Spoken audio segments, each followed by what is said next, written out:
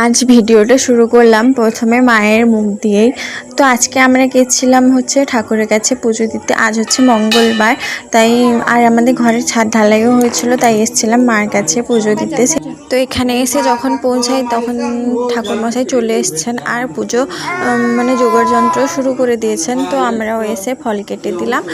আর এখানে মাম্মাম শাঁখ নিয়ে বসেছে, সে জানে যে আমি শাঁখ বাজাই কীরকম, তো সেও শাঁখ নিয়ে মুখে দিয়ে ওরকম পু মতন করছে, সে জানে যে এরকমভাবে শাঁখটা বাজে।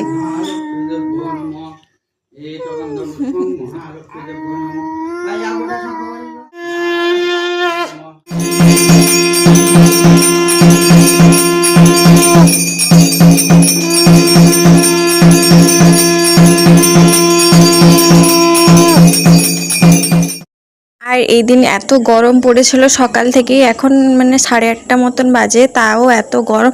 আর এখানে তো মন্দিরের মধ্যে ফ্যানও নেই। বামুন ঠাকুরমশাই পুরো ঘেমে একসা হয়ে গেছেন আর আমাদের অবস্থা খারাপ হয়ে গেছিলো। তারপর সেখান থেকে এসে বাজার করে নিয়ে এসে এই যে এখানে আমি মামামকে স্নান করিয়ে দিচ্ছি, দিলে ও ঘুমাবে। তারপর রান্নাও কমপ্লিট হয়ে গেছে। আজ হয়েছিল শুশনি শাকের ভাজা, ভেন্ডি ভাজা, উচ্ছে ভাজা আর খাসির চর্বি দিয়ে ঘুগনি।